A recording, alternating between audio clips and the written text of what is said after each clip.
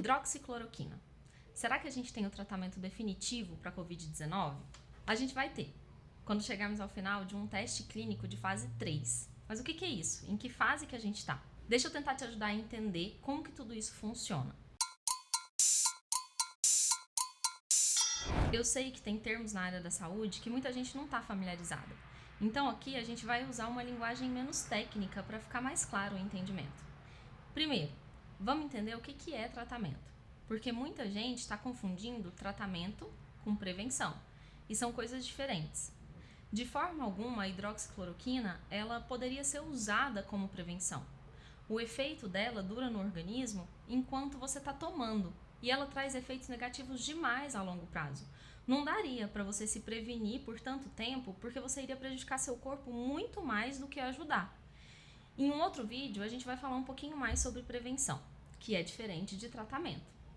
Então, o tratamento é qualquer meio que tenha a finalidade de curar, ou quando a cura não é conhecida, ou quando ela não é possível, aliviar enfermidades, aliviar os sintomas de algo que já existe, de algo que já foi diagnosticado. Pode ser um tratamento médico usando um medicamento ou uma cirurgia, por exemplo.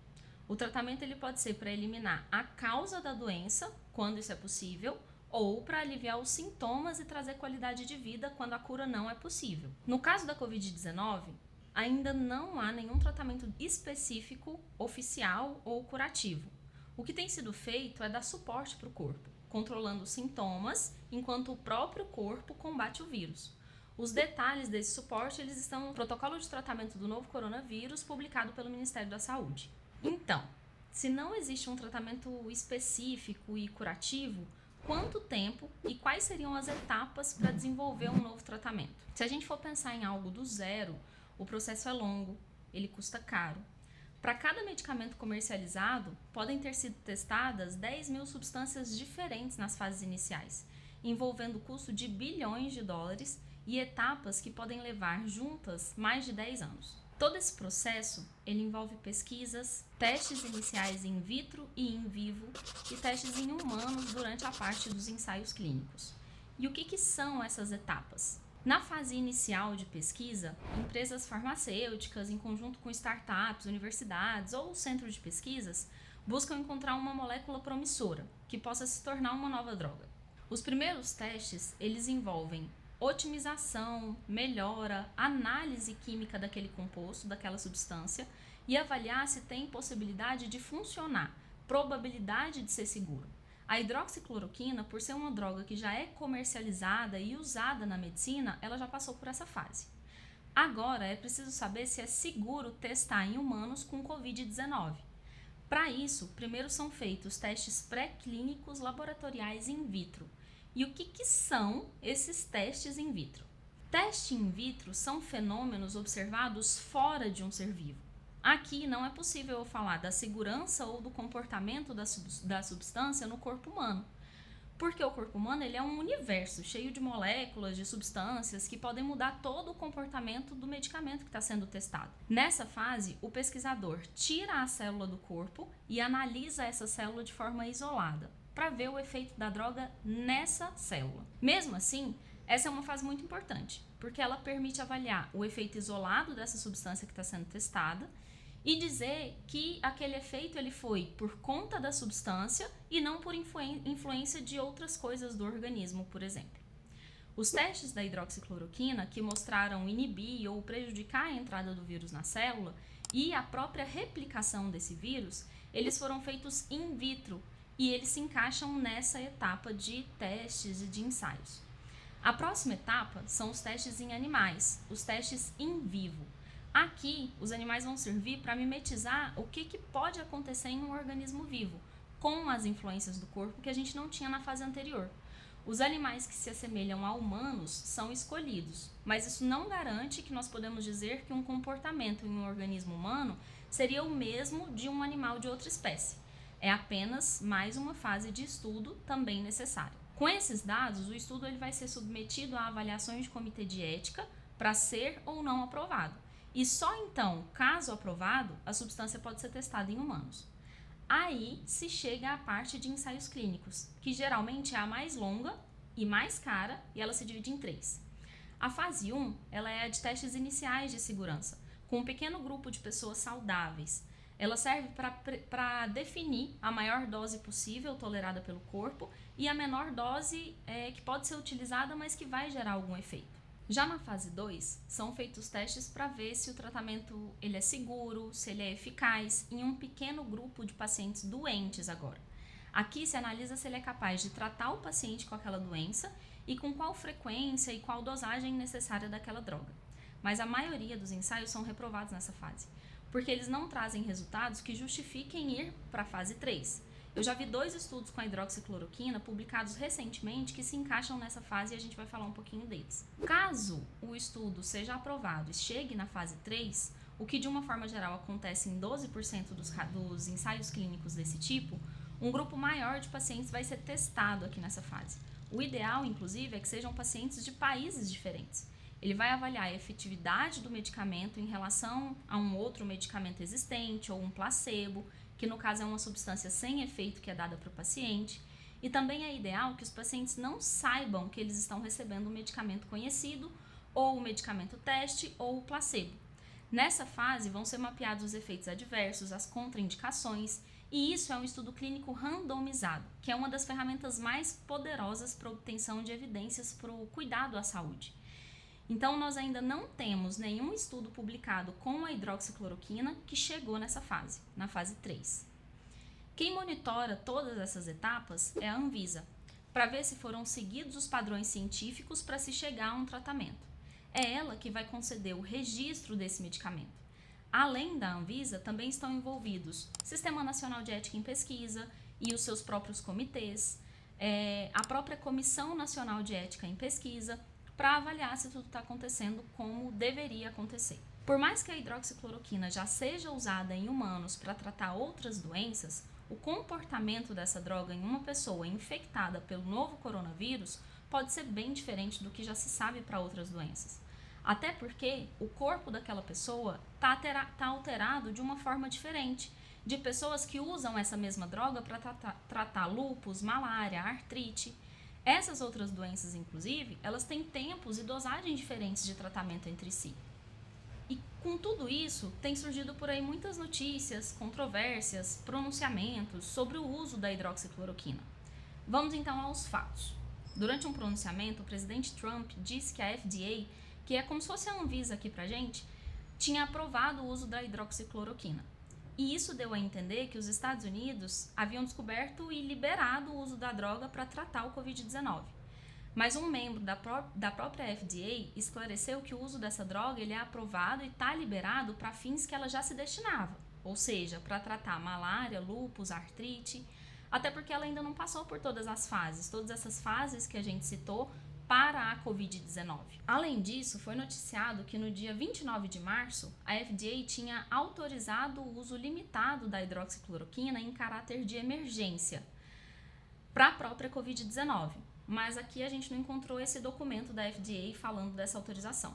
O que a gente encontrou foi um documento do dia 28 de março e ele diz que a agência decidiu que não pretende se opor a instalações terceirizadas, registradas, que optem por usar a hidroxicloroquina como tratamento. Mas ela também ressaltou que é importante a gente lembrar que não existe nenhuma terapêutica, nenhum medicamento aprovado para tratar, curar ou prevenir o Covid-19. Tem medicamentos, tratamentos que podem aliviar os sintomas, mas nós ainda não temos a cura específica para a Covid-19. Aqui no Brasil, a Anvisa autorizou o Hospital Albert Einstein a avançar nas pesquisas em busca da cura dessa doença, com segurança e rapidez. Essa anuência dada pela Anvisa, ela envolve 2 estudos. Um estudo aberto, controlado, de uso da hidroxicloroquina em associação com a azitromicina para prevenção das complicações em pacientes com infecção pelo novo coronavírus. Um estudo randomizado e controlado, em casos leves e moderados. E um segundo estudo, que é da avaliação da segurança e da eficácia clínica da hidroxicloroquina associada à azitromicina em pacientes que têm pneumonia por infecção pelo SARS-CoV-2, pelo novo coronavírus. Então, são 2 estudos, um com pacientes com sintomas leves e outro com pacientes com sintomas graves. Isso significa, então, que a gente tem aqui no Brasil estudos aprovados para ir para a fase 3 das pesquisas clínicas. E isso é ótimo, é uma excelente notícia. Além dessas notícias, os artigos científicos já publicados trazem as seguintes informações. Um estudo não randomizado, realizado no sul da França, publicado no dia 20 de março, ele analisou 16 pacientes controle, que são pacientes que têm a Covid-19, mas não receberam tratamento com hidroxicloroquina, e 20 pacientes tratados com a hidroxicloroquina sozinha ou em associação com a azitromicina. E mostrou que esse tratamento reduziu o tempo da doença de 20 para 6 dias, principalmente quando estava associado com a azitromicina. Mas esse não foi um estudo randomizado. Os pacientes sabiam que estavam recebendo uma droga experimental, houve associação de outros tratamentos dependendo da necessidade do paciente, então nem todos foram tratados iguais. Tiveram pacientes que morreram durante o tratamento com as drogas que estavam sendo testadas, a hidroxicloroquina e a azitromicina. Os pacientes que foram definidos como controle para o estudo não estavam todos no mesmo centro de tratamento, estavam sendo submetidos a influências diferentes. Esses pacientes foram acompanhados por pouquíssimo tempo, então nós não sabemos se houve recidiva, se a doença voltou, se esses pacientes permaneceram saudáveis ou não, se tiveram efeitos colaterais, enfim, tem muito interferente. É claro que foi um estudo muito importante no atual contexto que a gente está, mas nós não podemos dizer que ele é conclusivo. Ele se encaixa na fase 2 de estudos clínicos com humanos. Também tem um estudo in vitro que também foi publicado no mesmo dia, no dia 20 de março, e ele mostrou que tanto a hidroxicloroquina como a cloroquina alteram processos importantes para a infecção e para a replicação viral. Essas alterações elas incluem a inibição da ligação do vírus no receptor da célula humana, impedindo a fusão entre o próprio vírus e a célula, alteram o pH de ambientes em que o vírus se aloja dentro da célula, tanto em fases iniciais, quando o vírus entra, quanto em fases mais tardias, e isso também altera a infecção e a replicação viral. Além disso, essas drogas também diminuem a inflamação acentuada, que ocorre em resposta à infecção, e isso também pode prejudicar o próprio paciente. Esse artigo ainda defende que a hidroxicloroquina ela é mais eficiente, tem menos efeito colateral e é mais segura do que a cloroquina. Essas informações também vão de encontro a um outro estudo que foi publicado no dia 18 de março, por exemplo. São estudos muito promissores, mas esses, por último agora, estudos in vitro. E eles não chegaram nem nas primeiras fases de ensaio clínicos com humanos. E eles ainda precisam nos lembrar dos efeitos colaterais, principalmente no uso a longo prazo da hidroxicloroquina e no uso em geral da cloroquina, que hoje em dia já quase não é utilizada por conta de trazer muitos efeitos colaterais mesmo. Com todos esses levantamentos, a gente pode responder de forma objetiva algumas perguntas que eu tenho visto por aí. Você pode tomar hidroxicloroquina se estiver gripado? Não. A hidroxicloroquina ainda está sendo aprovada para o uso em exceções, e essas exceções são de casos graves muito específicos. E mesmo assim, uma gripe comum e a infecção por coronavírus são coisas muito diferentes. A hidroxicloroquina tem algum efeito colateral? Tem. Se ela for usada em doses e por períodos errados, sem a indicação, o acompanhamento de um médico, ela pode trazer alterações sérias na retina, complicações oculares diferentes da retina, além de alterações no fígado, no coração, no rim, então não vale a pena, traz efeito colateral.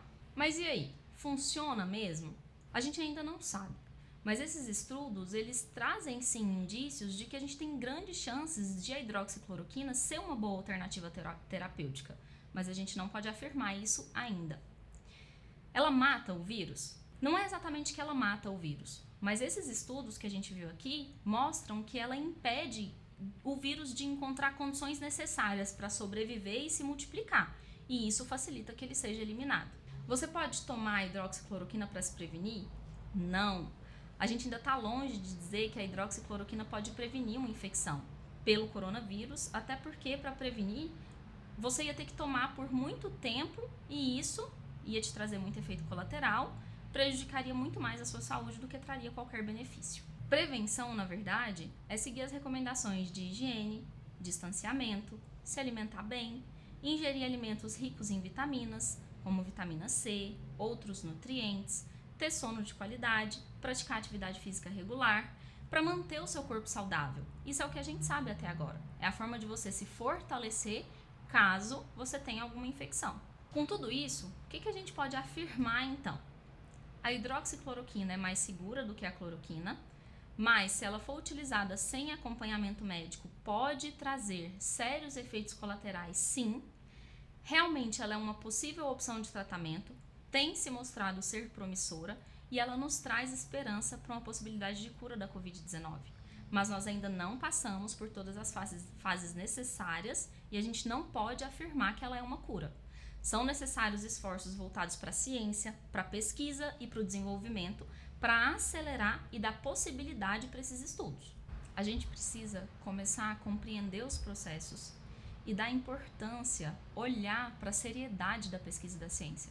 Não adianta querer extremos, exigir um sim ou não como uma resposta rápida, quando a gente está de frente a extensos estudos, análises, para poderem nos dar respostas seguras de fato.